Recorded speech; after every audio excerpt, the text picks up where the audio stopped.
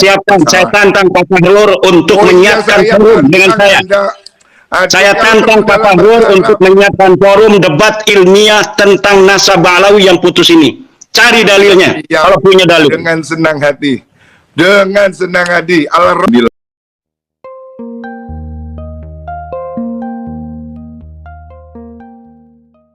Menurut ulama ahli sunnah wal jamaah, anak Sayyidah Fatimah ini, Sayyidina Hasan dan Husain, itu disamakan dengan anak seandainya lahir dari putra Nabi yang laki.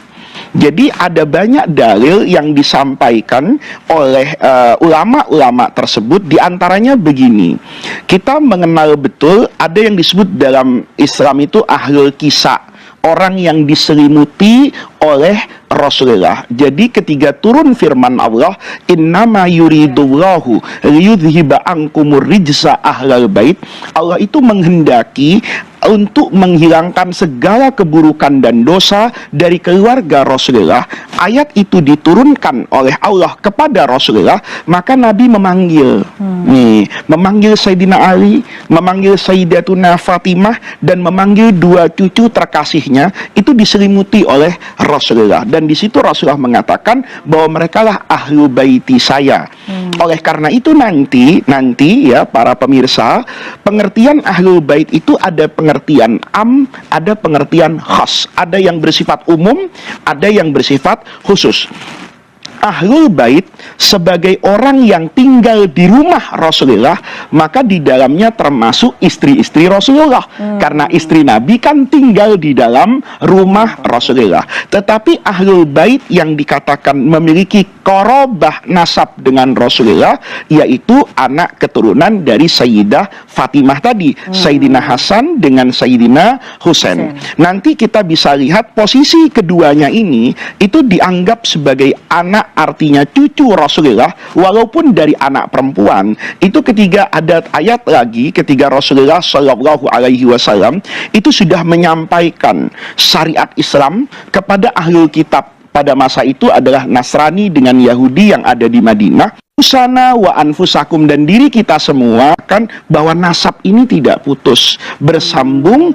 Usana wa anfusakum, dan diri kita semua, tsumma betahil. Ayo kita berdoa bersama, kita berdoa kepada Allah semoga laknat itu turun kepada mereka yang berdusta. Nah, di sini Mbak Eva, ketika Nabi mengatakan, ya ketika ayat Quran tadi berbunyi nad'u abna'ana wa abna'akum, itu Rasulullah memanggil Sayyidina Hasan dengan Sayyidina Husain. Nah, inilah yang menjadikan banyak dari ulama ahli sunnah wal jamaah mengatakan bahwa nasab ini tidak putus, bersambung dari Sayyidina Hasan dengan Sayyidina Husain. Pertanyaannya adalah bagaimana mereka yang ada di Singapura, yang ada di Indonesia, yang ada di Irak, yang ada di Mesir.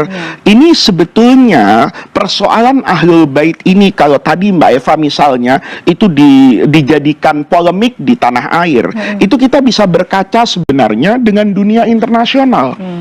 Di dunia internasional itu ada nama organisasi. Organisasi itu seperti kalau di Indonesia itu ada namanya Robitoh Alawiyah. Robitoh itu adalah ormas, organisasi. Alawiyah itu dari Sayyidina Ali kan, Al-Alawiyin, keturunan Sayyidina Ali yang dari Rasulullah Shallallahu Alaihi Wasallam. Nah, kalau di Timur Tengah itu disebut Al-Ashraf. Ashraf itu orang-orang yang bernasab mulia. Nah, ini dicatat Mbak Eva. Tradisi orang Arab itu mencatatkan nasabnya. Beda dengan kita. Kita ini tidak peduli nasab hanya kecuali sebatas bapak kan. Karena itu ditanya ketika kita masuk SD, nama bapaknya siapa? Tidak menjadi tradisi kita untuk mencatatkan nasab kita. Nah, oleh karena itu, kenapa nasab mereka itu kemudian menyatakan bahwa saya adalah keluarga Nabi? Karena mereka punya catatan nasab ini. Yang nanti nasab ini bisa bersambung kepada Sayyidina Husain dan bisa bersambung kepada Sayyidina Hasan, menyatu kepada Ibunda Fatimah yang menikah dengan Sayyidina Ali, dan Sayyidah Fatimah itu anak keturunan Rasulullah. Jadi di situ ada catatannya. Nah, adapun nanti polemik apakah ini nasab itu sampai kepada Nabi atau tidak seperti yang ada hari ini, kalau saya membacanya secara sederhana Mbak Eva, saya lahir dari tradisi pesantren. Kalau para pemirsa, saya tidak berarti kemudian mengkotak-kotakkan umat Islam. Saya lahir dari tradisi Nahdlatul Ulama, tradisi pesantren. Kita di pesantren itu mengetahui kebenaran ajaran agama itu tidak saja dari membaca Quran, tidak saja dari membaca, menghafal dan memahami hadis, tetapi perilaku dan tradisi guru itu juga menjadi bukti dari keabsahan sesuatu yang kita yakini kebenarannya. Maka kita dulu di pesantren itu melakukan apapun itu mencontoh guru, Mbak Eva. Karena apa? Karena yang namanya Al-Quran itu tafsirnya banyak. Belum tentu ketika saya membaca satu bagian tafsir itu adalah tafsir yang benar. Tetapi ketika dilakukan oleh guru saya yang pasti lebih mengerti dibanding saya, maka itu dijadikan satu keyakinan. Nah, oleh karena itu berkaitan dengan pertanyaan yang paling mendasar dari Mbak Eva, apakah nasab ini sah, benar, ya bisa dipertanggungjawabkan? Saya hanya melihat dari pengalaman saya berinteraksi dengan begitu banyak orang yang tidak saya ragukan kapabilitas keilmuannya dan integritas keagamaannya. Di Indonesia misalnya, hampir semua kiai besar, pemangku pesantren di Nahdlatul Ulama itu menaruh penghormatan kepada yang disering kita sebut habaib ini. Itu kita hormati tanpa kita juga menutup mata. Ada perilaku 1-2 orang. Ini kan kalau kita lihat perilaku yang namanya orang nakal itu di mana-mana kan ada, Mbak Eva. Ada ya, Kiai ya. Ada satu ajaran yang salah, ya, maka kita harus tahu betul nggak itu salah. Kalau itu memang salah dan itu yang kita pelajari dari guru kita, sampaikan, maaf Habib ya, sependek pengetahuan saya dulu saya ngaji, guru saya itu bilangnya begini, mohon maaf, betul, selesaikan urusannya gitu loh. Kalau Anda tidak merasa mampu, ya ajak orang yang mampu kan. Artinya ketika ada seorang dokter spesialis kan, kemudian tidak serta-merta pasien itu bisa membantah dokter kan. Mungkin bisa cari second opinion dari sesama dokter. Alawi ini sekarang sudah syuhra dan istifadah. Syuhra dan istifadahnya itu munqati'atun fil qarnit tasi'. Sebelum abad 9 itu tidak ada syuhrah. Tidak ada ulama-ulama yang menyatakan bahwa Ubaidillah ini adalah merupakan anak dari Muhammad bin Isa. Itu tidak ada. Jadi itu yang perlu digarisbawahi, dan saya tidak pernah menyatakan bahwa saya mewakili NU, walaupun saya adalah pengurus PWNU, pengurus LBM PBNU, tapi saya tidak pernah menyatakan bahwa pendapat ini adalah pendapat PBNU. Demikian. Ya, tadi juga saya melihat ada kalimat persekusi. Ya. Nggak ada Habib dipersekusi, yang ada kiai-kiai kita dipersekusi dari zaman dulu oleh orang-orang yang mengaku turun Nabi yang tidak terverifikasi. Ulama-ulama kita, kiai-kiai kita itu ada yang bernasab kepada Wali Songo. Di antara mereka ada yang meyakini bahwa mereka juga keturunan Nabi. Kemudian didatangi oleh para Habib itu, kemudian dipersekusi. Dan sebagian mereka ada yang dipukuli. Itu yang terjadi di tengah masyarakat. Tidak pernah ada kiai-kiai kita yang penuh dengan kearifan, kebijaksanaan, ilmu yang tinggi. Itu ada yang pernah mempermasalahkan orang-orang yang mengaku keturunan Nabi walaupun tidak terverifikasi kemudian dipersekusi. Itu tidak ada sama sekali. Yang ada itu Ba'alawi atau mukhibin-mukhibinnya itu mempersekusi para kiai. Yang para kiai itu merasa dirinya adalah sebagai keturunan daripada Wali Songo yang mempunyai juga nasab diyakini kepada Rasulullah. Itu yang terjadi selama ini, dan tidak ada kalau dikatakan hari ini ada 9 habaib yang menjadi pengurus PBNU, kita lihat ketika NU didirikan, apakah ada para habaib itu yang ikut mendirikan NU. Kemudian tahun berapa NU didirikan? NU didirikan tahun 1926. 2 tahun kemudian para habaib ini mendirikan organisasi sendiri namanya Rabita Alawiyah. Kalaulah para habaib ini, para Ba'alawi merasa Nahdlatul Ulama ketika itu adalah merupakan bagian dari mereka juga secara teologi, secara kepercayaan, keagamaan dan sebagainya, maka cukuplah ketika itu mereka bergabung dengan Nahdlatul Ulama. Tapi karena mereka salah, Pak. Saya potong. Bukan Nahdlatul Ulama, mereka membuat sebuah organisasi baru yang namanya Rabita Alawiyah. Demikian. Terus tahu itu Rabita Alawiyah membuat tingkat kecamatan di seluruh Indonesia ini tahun 2022-2021 ini. Kalau misalnya hanya pencatat keluarga, ya cukup sebagai pencatatan. Tetapi ini perkumpulan kayaknya ingin juga sama seperti Nahdlatul Ulama, kebangkitan ulama.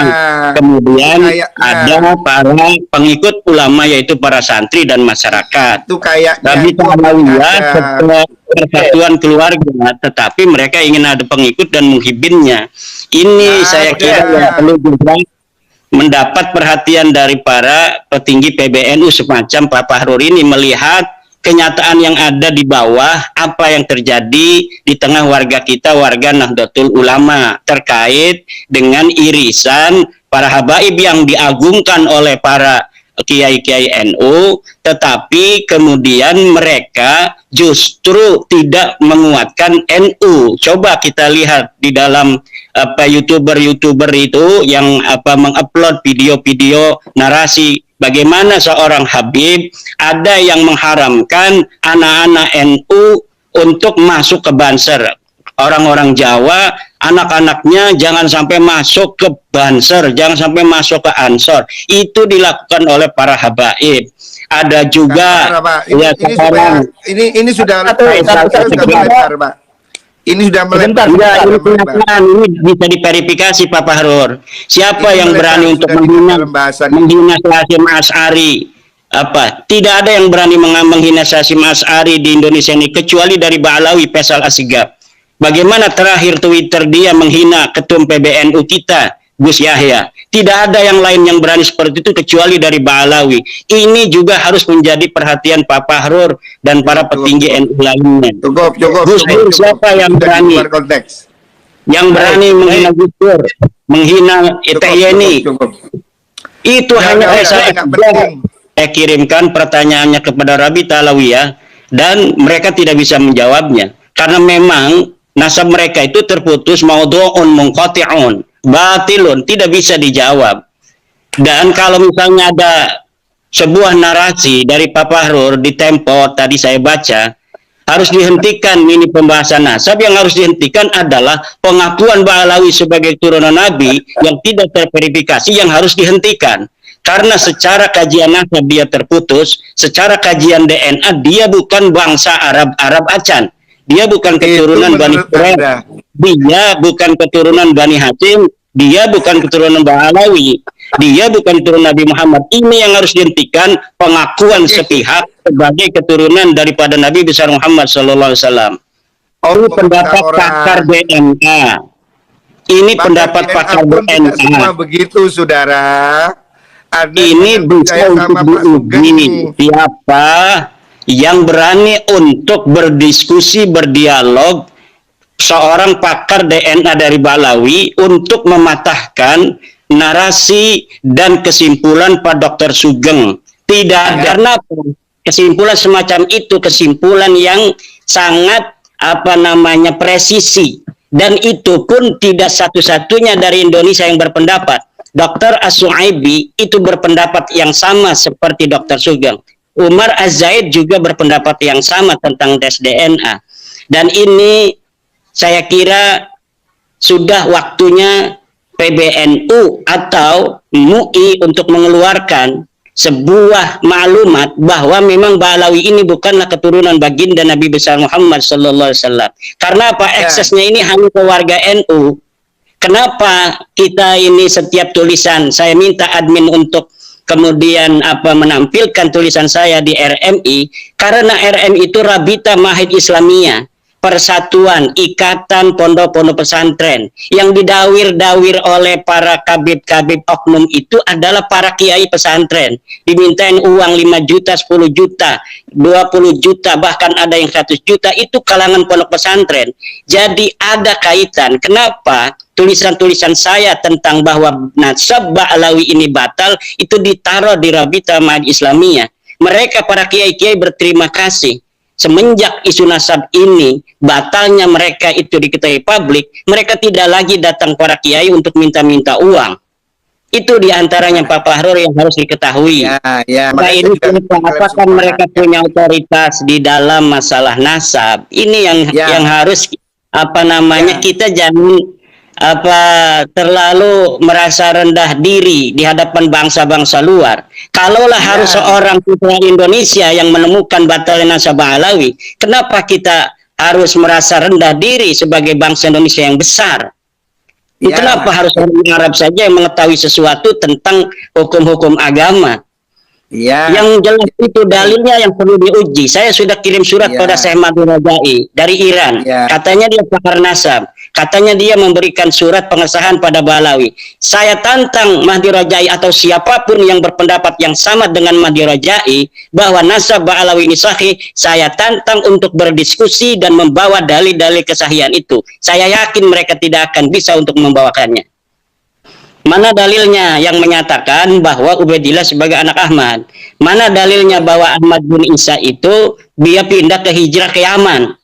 Mana dalilnya bahwa Ahmad bin Isa pernah ada di Basrah? Mana dalilnya bahwa Ahmad bin Isa punya anak namanya Ubaid, kemudian Ubaid punya anak namanya Alwi, Alwi punya saudara namanya Jadid? Tidak ada. Silakan, saya tantang Pak Fahrur untuk menyiapkan forum dengan saya. Saya tantang Pak Fahrur untuk menyiapkan forum debat ilmiah tentang nasab Ba'alawi yang putus ini. Cari dalilnya, kalau punya dalil. Dengan senang hati. Dengan senang hati. Alhamdulillah. Bukan masalah demikian. Karena apa? Narasi-narasi ini yang Anda kemukakan malam hari ini, itu bukan satu-satunya alasan saya untuk kieng-kiengan kepada Bapak Fahrur. Banyak narasi-narasi yang telah Bapak Fahrur kembangkan di luar ketika saya tidak ada, yang kemudian membuat saya ingin sekali untuk berdebat dengan Pak Fahrur. Oh, bocoran, Pak. Dan Pak Fahrur itu jangan bawa-bawa NU ketika sekarang ini, karena tidak ada keputusan NU seperti Pak Fahrur itu. Pak. Jadi tapi NU itu organisasi yang ada aturan, yang ada perkumpulan aturan, ada RT dan sebagainya. Ya betul, makanya itu Anda keputusan PBNU itu ada di Muktamar, ada di Kompleks, ada di Munas Alim Ulama, ada di Baksul Mutakhir. Makanya sekali-kali turun ke bawah supaya tahu, tanya itu sama ketua-ketua ranting NU, PAR, tanya kepada MWC apa yang terjadi, kenapa Wonogiri sampai tidak mau acara NU diisi oleh para habaib. Harus ditanya, kenapa Boyolali, kenapa Garut, kenapa itu di Seragen tidak mau ada habaib. Ini yang harus ditanya oleh Pak Fahrur. Jangan kita berdiri di Menara Gading. Tahu. Saya siap. Mohon maaf, ini terpaksa saya ngomong. Makanya saya akan bilang. Saya tetap akan jadi NU walaupun tanpa ada jabatan. Publik ini, Pak, jangan terus diadu domba dengan narasi-narasi yang membuat orang marah. Udahlah, Pak, rakyat ini sudah susah cari makan, susah cari kerja. Jangan ditambahi dengan ingin bertengkar, ya. Ini yang ingin saya katakan. Ya, saya menghormati hak Anda untuk berbicara dengan penelitian. Oh, itu tidak ada masalah, kan? Ya, silahkan. Ya, mungkin closing statement Kiai Imad, silakan Kiai. Ya, terima kasih. Ya, malam ini saya berbahagia bisa langsung untuk bertemu dengan Pak Fahrur. Terima kasih Kang Mas Yusuf. Intinya bahwa kita mengkaji nasab Ba'alawi bukan karena kebencian, tetapi ingin menasehati dari Ba'alawi oknum-oknumnya yang mencederai kebangsaan. Bahkan Negara Kesatuan Republik Indonesia dibuat susah 2016, 2019 oleh narasi-narasi anti pemerintah yang dikembangkan oleh oknum-oknum Balawi. Kita ingin menasehati, kalaulah mereka berbuat demikian karena nasab mereka itu putus, nasab mereka itu batil, nasab mereka itu maudhu. Kita berbangsa bertanah air di Indonesia ini bersama-sama. Mari kita bangun negara kesatuan Republik Indonesia ini. Tidak boleh ada lagi satu suku lebih merasa lebih tinggi atau lebih mulia dari suku lainnya. Kita bangsa Indonesia 1945, kita merdeka dengan senang hati. Orang-orang yang bukan keturunan bangsa Indonesia kita terima sebagai warga negara Indonesia. Mari kita sama-sama bangun negara kesatuan Republik Indonesia ini.